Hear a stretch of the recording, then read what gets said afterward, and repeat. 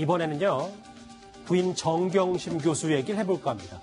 검찰이 사문서 위조 외에도 정경심 교수를 추가 기소하는 걸 검토 중인 것으로 알려졌습니다. 김태현 변호사님. 네. 그러니까 사문서 위조가 원래 동양대 표창 의혹 때문에 한 건데 그러면 여기서 어떤 혐의를 더 추가해서 기소한다는 얘기인지 그게 좀 궁금하네요. 사모펀드 관련될 거예요. 그러니까 예를 들면 사문서 위조와 행사 뭐 이것만 가지고서는 사실은 구속영장을 청구해서 발부하기 좀 쉽지는 않거든요. 문서 위조죄의 성격을 봤을 때.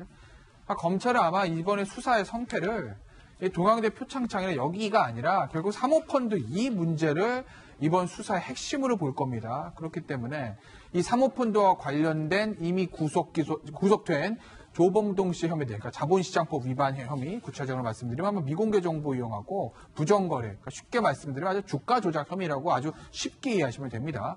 그 부분과 어떤 WFM과 코링크피의 자금을 횡령한 특경 횡령, 이쪽에 저 정경심 교수가 공범이 아닌가, 이 부분을 아마 들여다보고 그걸 입증하는 것이 아마 이 수사의 성패가 달려있다. 아마 지금 검찰 수뇌부는 그렇게 판단하고 있을 겁니다. 김태현 변호사 하나 더요. 지금 뭐 어제부터 언론을 통해서 많이 얘기를 했던 게 사실상 뭐 공개 소환이다. 네. 지금 청사 1층 출입문을 통해서 소환이 될 것이고 지금 무기한 취재 기자들도 그 포토라인 속에 대기하고 있거든요. 그러면 뭐 포토라인 쓰는 건 사실상 확정이 됐다고 하면 원래 이번 주에 소환될 거라고 봤는데 이 추가 기소를 검찰이 검토한다면 소환 일정이 좀 늦춰지겠네요. 원래는 저는 사실은 그럼 뭐 수사 이제 뭐가 나왔냐는 건데 이번 주 월요일, 화요일 압수수색을 했으니까 저는 아마 개인적으로 제가 그 말씀도 드렸잖아요. 이번 주말쯤에 저 피의자 신문을 하고 그다음에 내주 초에 영장을 치는 아마 스케줄을 검토하고 있을 것 같다라고 제가 한 며칠 전에 예상을 해드렸는데 조금 늦어질 수도 있을 것 같아요. 지금 뭐 검찰에서 흘러나온 소식들이 이런 것들을 보면 조금 더 확인하게 있다는 거죠. 더군다나 저 웅동학원 문제 시작하지 않았습니까? 근데 앞서 제가 얘기는 안 들었는데 웅동학원이 자체는요 지금 죄가 될 게 없어요. 왜냐하면 다 공소시가 지났어요. 90년대 문제이기 때문에 웅동학원에서 뭐 소송에 관여해서 배임이다, 뭐 그때 횡령이다 다 기소를 못합니다. 공소시 완성됐으니까 위장위원 했다 한들 그럼 그걸 왜 보느냐? 결국 이 사모펀드의 자금이 어디서 오냐 이걸 보는 것이거든요. 왜냐하면 한번 언론 보도도 됐었는데 조국 장관의 재산들을 보면은 굉장히 현금이 많아요. 그래서 그 현금을 가지고 이 사모펀드 투자한 것이거든요. 그럼 돈의 원천이 어디지?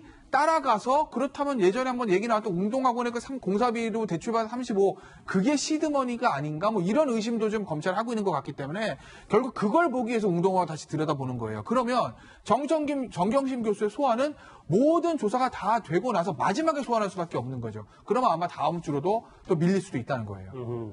어쨌든 다음 주로 밀린다고 하더라도 사실상 공개 소환이 될 수 있다. 화면 저하고 같이 보실게요. 어제 조국 장관이 이제 방배동 자택에 퇴근하는 모습이 한 언론을 통해서 포착이 됐는데 오른손에 이렇게 케이크를 들고 엘리베이터를 기다리는 모습도 사진에 나왔습니다. 그런데 어제 장혜철 평론가 정경심 교수가 SNS를 통해서 격정 토론했잖아요. 뭐 피눈물 뭐 이런 쥐새끼 이런 단어를 쓰면서.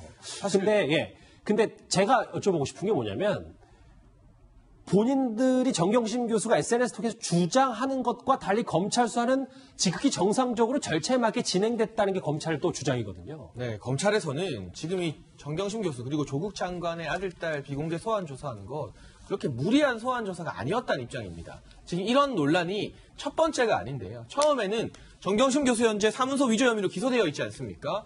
사건 기록 열람해달라고 했는데 검찰에서는 지금 증거인멸 우려가 있기 때문에 형사법 근거로 해서 사건 기록 열람 안 해줄 수도 있다고 밝혔고요.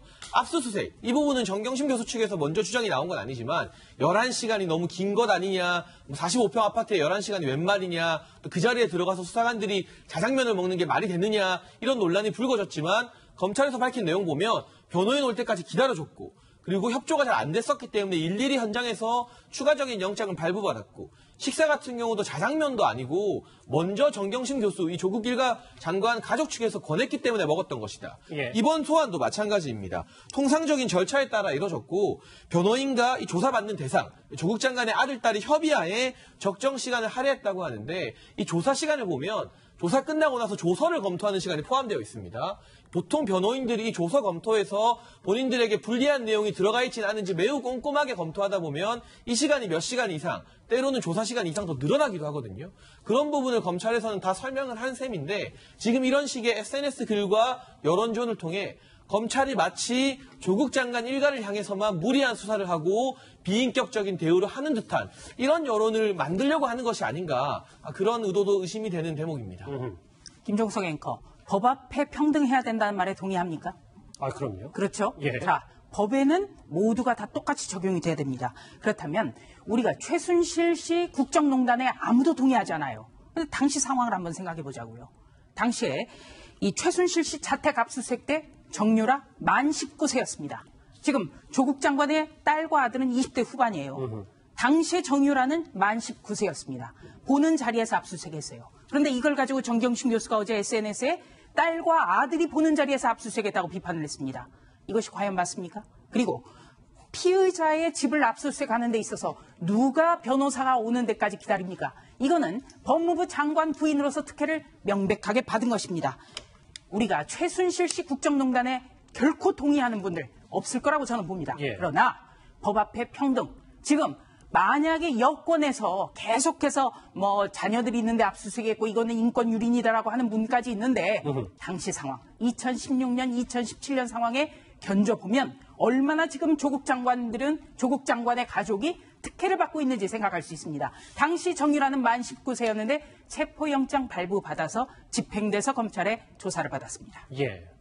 검찰은 이렇게 정경심 교수의 소환을 앞두고 있습니다.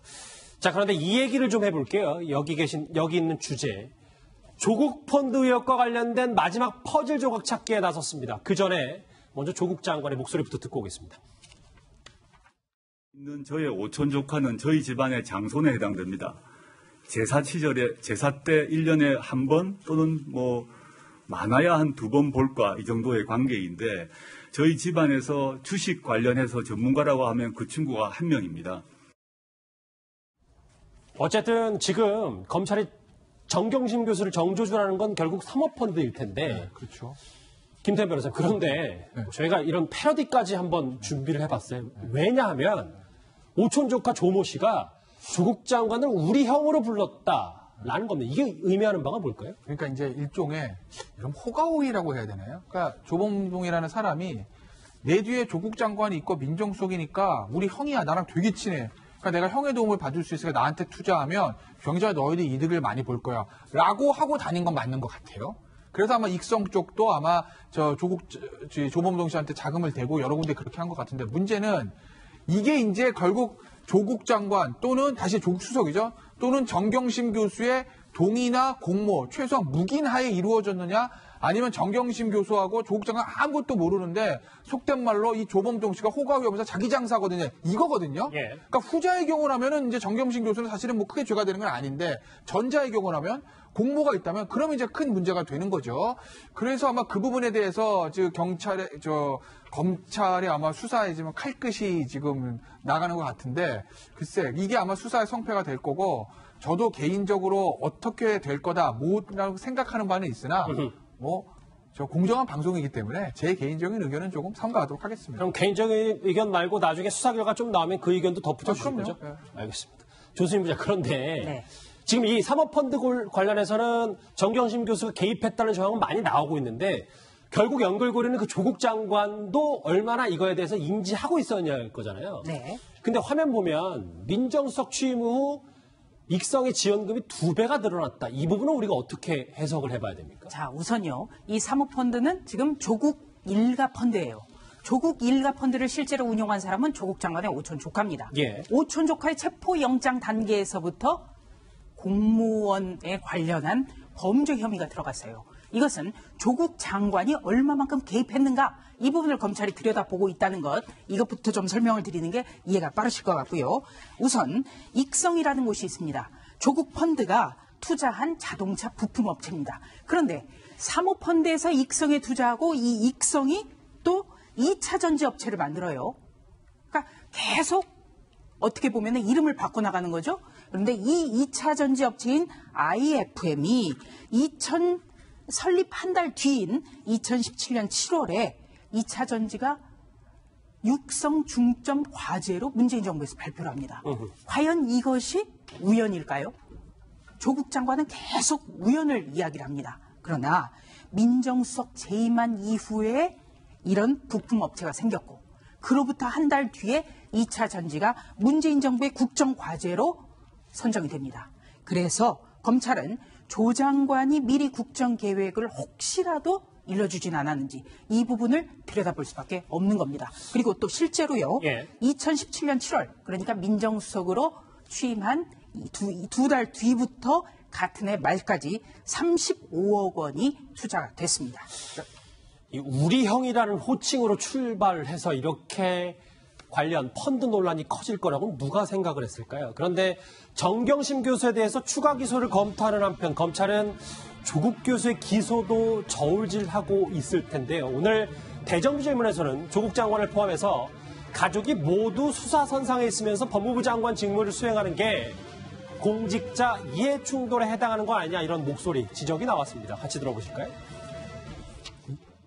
부인이 추가로 기소될 경우에도 장관직을 계속해서 수행하시겠습니까? 그 문제 아주 섣부른 답변이라고 생각합니다. 평소 주장대로라면 검찰이 소환할 경우 장관직을 사퇴하고 조사를 받는 것이 맞다고 보는데 소환될 경우에 그렇게 하시겠습니까? 소환이 되면 소환 통지가 저에게 온다면 그때 제가 고민하겠습니다. 부인이 기소되고 장관 본인도 검찰 소환 가능성이 있는 상황에서 법무장관의 직무 수행은 공직자의 이해충돌에 저촉될 수 있다고 보는데 어떻게 생각하십니까? 현재로는 이해충돌이 없는 것으로 보고 있습니다. 근데 잠정적 결론이기 때문에 최종적 결론이 나오면 법무부의 결론과 국민권익위원회의 결론이 충돌될 경우에 어느 해석이 우위에 있어야 된다고 생각하십니까? 그 점은 지금 말씀드리기 좀 곤란한 것 같습니다. 장현철 평론가님, 그러니까 완벽히 확답을 했지만 이해충돌 관련해서는 조국 장관은 그렇게 크게 문제될 거 없다는 입장인 것 같더라고요. 법무부에서 검토한다는데 국민권익위 답변을 보게 되면 이게 사실 직무 관련성에 위배될 수도 있다. 이해충돌 여지가 있는 거 아니냐는 그런 답변이 왔는데요. 최종 판단은 법무부에 위임을 해놓은 상태입니다. 그런데 사실상 공직자의 이해충돌을 소관 담당하는 부처는 법무부가 아니라 국민권익위입니다. 그런데 국민권익위에서 이 정부의 법무부 장관 직권 남용일 수 있다, 이해충돌일 수 있다 이렇게 말하기 얼마나 부담스럽겠습니까? 최종 결정은 법무부로 미룬 셈이고 법무부에서 자체 조사를 통해서 심의해서 판단하고 있는데 법무부 직원들이 누구의 인사권에 영향을 받나요? 다름 아니라 조국 장관의 인사권에 영향을 받습니다. 본인들의 장관에게 이것이 국민권익위 결론 토대로 해서 부적절하다고 결과를 내놓을 수 있는 그런 상황이 가능할까요? 그런데 법무부의 현재 검토 결과 잠정적으로 문제가 없다는 조국 장관의 발언을 얼마나 많은 국민들이 설득력이 있다고 생각할지 좀 미지수인 것 같습니다. 오촌 조카와 정경심 교수의 소환이 곧 있을 예정이다라는 소식까지 전해드렸는데요. 이제는 다음 주제에선 조국 장관의 딸과 아들을 만나보겠습니다.